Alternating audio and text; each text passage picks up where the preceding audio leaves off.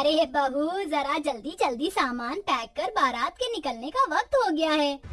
माँ जी, सारा सामान पैक हो गया है, अब तो बस मुझे मेरी देवरानी का इंतजार है।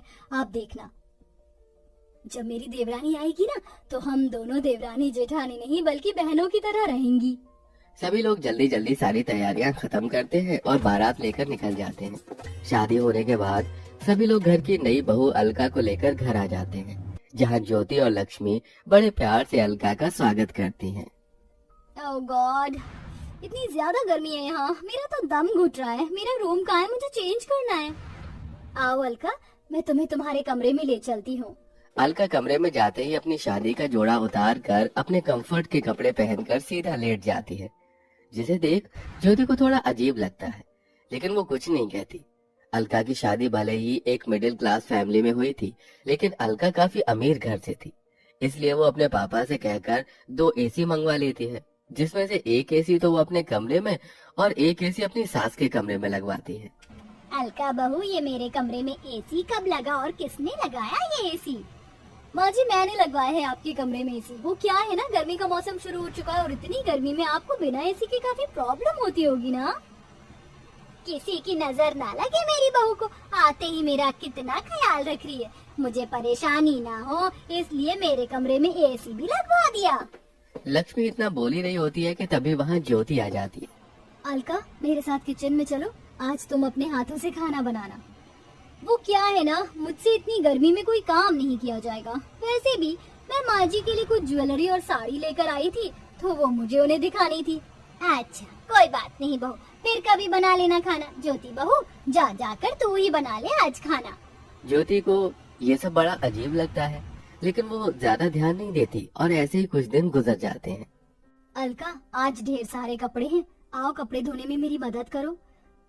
लेकिन मैं तो माँ जी के साथ बाहर पार्लर जा रही थी।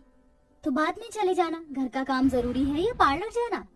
एक दिन अगर तू कपड़े धो लेगी तो क्या हो जाएगा, इतने सालों से तो तू ही धो रही है। अलका बहू, चल, हमें पार्लर के लिए लेट हो रहा है। अलका लक्ष्मी को अपने साथ पार्लर ले जाती है। ये सब देख ज्योति को गुस्सा तो बहुत आता है, लेकिन वो कुछ नहीं कहती। ज्योति हमेशा यही सोचती थी, जब उसकी देवरानी आएगी तो वो दोनों मिलकर जिम्मेदारी को संभालेंगे, घर के सारे काम करेंगे। लेकिन जब से अलका आई थी, तब से वो हमेशा अपने पैसों के बल पर अपने साथ साथ अपनी सास के भी शौक पूरे करती और घर के कामों से भी बच जाती। चाची चाची, मुझे बहुत गर्मी लग रही, मेरे लिए मैंगो शेक बना दो ना। मिंकू ये कहते हुए अलका का हाथ हिलाने लगता है। अलका नेल पेंट लगा रही होती है, जिसके चलते उसका नेल पेंट खराब हो जाता है। तेरी वजह से मेरी नेल पेंट खराब हो गई, तुझे क्या 2 मिनट का भी सब्र नहीं है? ये कहते हुए अलका मिंकू को गुस्से में जमीन पर धक्का दे देती है। मिंकू के चिल्लाने की आवाज को सुनकर सभी लोग वहाँ आ जाते हैं। मिंकू, तू ठीक तो है ना? अलका, तुम्हारा दिमाग तो नहीं खराब हो गया? तुम्हारी हिम्मत कैसे हुई मेरे बेटे को धक्का देने की? एक तो जब से आई हो महारानियों की तरह दिन भर आराम करती रहती हो, आज तक घर के किसी भी काम को हाथ नहीं लगाया। इतनी गर्मी में भी मैं ही नौकरानियों की तरह काम करती हूँ। तुम्हारी इतनी हिम्मत कि तुमने मुझसे इस तरह से बात की। जानती भी हो मैं किसकी बेटी हूँ। बस अब मैं अपनी इंसल्ट और बर्दाश्त नहीं कर सकती। मैं तुम्हारे साथ इस घर में नहीं रह सकती, मुझे बंटवारा चाहिए। हाँ, तो मैं भी कौन सा तुम्हारे साथ रहने के लिए मर रही हूँ, मुझे भी अब बंटवारा ही चाहिए। अरे तुम दोनों का दिमाग तो नहीं खराब हो गया? तुम दोनों ये क्या बातें कर रही हो? माँ, अब आप ही को समझाओ इन दोनों को। मैं क्या समझाऊं, जो हो रहा है सही हो रहा है। वैसे भी मैं तो अलका को ही अपनी बहू मानती हूँ। जब से आई है मेरा कितना ख्याल रख रही है। गर्मी में सबसे पहले इसने ही मेरे लिए एसी लगवाया, रोज मुझे शॉपिंग करवाती, आइसक्रीम खिलाती और कल तो हम लोग स्विमिंग पूल भी गए थे। मैं तो अलका के साथ ही रहूंगी। लक्ष्मी के फैसले के आगे अब कोई कुछ नहीं बोलता था, जिसके बाद अब अलका व्हाइट पेंट लेकर आती है और सबसे पहले हॉल में लाइन खींच देती है। साथ ही साथ बाथरूम, किचन, डाइनिंग टेबल, यहाँ तक कि फ्रिज पर भी लाइन खींचकर उसका भी बंटवारा कर देती है। और अब एक तरफ लेकिन अलका अपने पति नितिन और सास के साथ रहती है, वहीं दूसरी तरफ लाइन के ज्योति अपने पति दुर्गेश और बेटे के साथ रहती है। अलका बहू, बहुत भूख लग रही, जल्दी से खाना बना दे। क्या क्या कहा आपने? मैं खाना बनाऊंगी? मैंने अपने मायके में आज तक चाय तो बनाई नहीं, और आप मुझसे खाना बनाने की उम्मीद कर रही हैं। ज्यादा भूख लग रही है तो खुद जाकर बना लीजिए। अपनी बहू की बात सुन बेचारी लक्ष्मी खुद गर्मी में आकर किचन में खाना बनाने लगती है।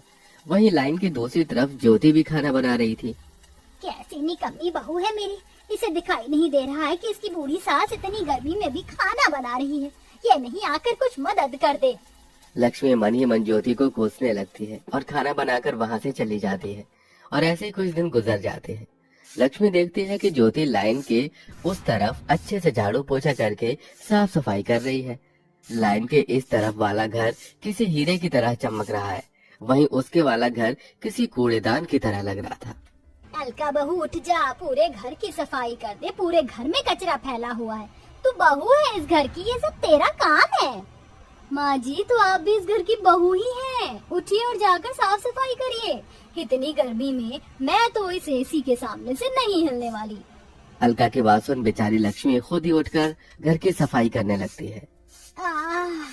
मेरी कमर, इस कमर दर्द और गर्मी ने तो परेशान करके रख दिया। कहाँ फंस गई मैं। अलका खुद पूरा दिन गर्मी में एसी के सामने आराम करती रहती है, वहीं वो अपनी सास लक्ष्मी से नौकरानी की तरह घर के काम करवाती है। हमारे कमरे में कितनी ज्यादा गर्मी है ना। पता है, चाचा चाची के कमरे में बड़ा वाला एसी लगा हुआ है, उसमें से बहुत ठंडी ठंडी हवा आती है। माँ, हम एसी कब लगाएंगे? हम तुम्हारे चाचा चाची की तरह अमीर नहीं है।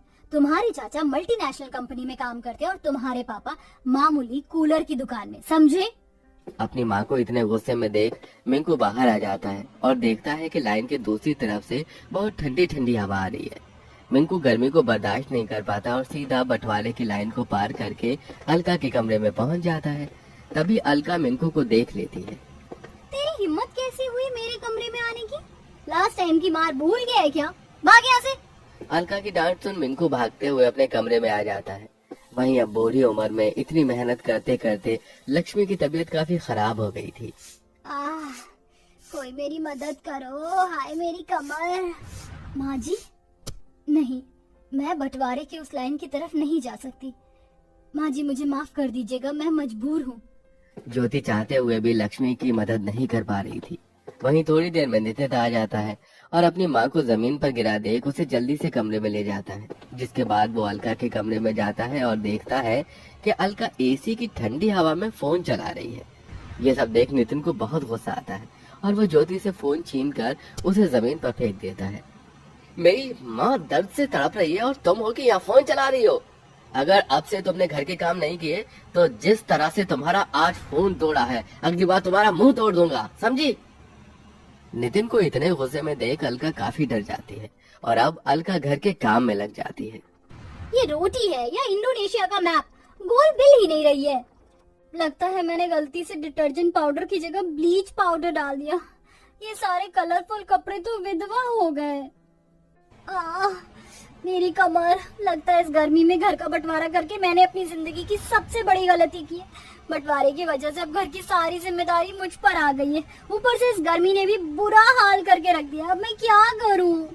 ये कहते हुए अलका जोर जोर से रोने लगती है और अब वो माफी मांगने के लिए अपने खुद की खींचे हुए बंटवारे की लाइन को पार करके सीधा अपनी जेठानी ज्योति के कमरे में जाती है, जहाँ वो देखती है कि उसकी सास पहले से ही वहाँ मौजूद है। माँ जी, आप? और नहीं तो क्या करती मैं? घर की बड़ी होने के नाते मुझे इस बंटवारे को रोकना चाहिए था, लेकिन तेरी अमीरी की चकाचौंध ने तो मुझे अंधा करके रख दिया था। मैं यहाँ ज्योति बहू से माफी मांगने आई हूँ। जेठानी जी, मुझे भी माफ कर दीजिए, मुझसे बहुत बड़ी गलती हो गई। देवरानी जेठानी में घर का बंटवारा करके मैंने बहुत बड़ा पाप किया है, लेकिन अब मुझे मेरी गलती का एहसास हो गया है। नहीं, मैं तुम्हें इतनी आसानी से माफ नहीं कर सकती। भगवान के लिए हम दोनों को माफ कर दे बहू, हमसे बहुत बड़ी गलती हो गई है। माँ जी, ये आप क्या कर रही हैं? आप मेरे सामने हाथ मत जोड़िए।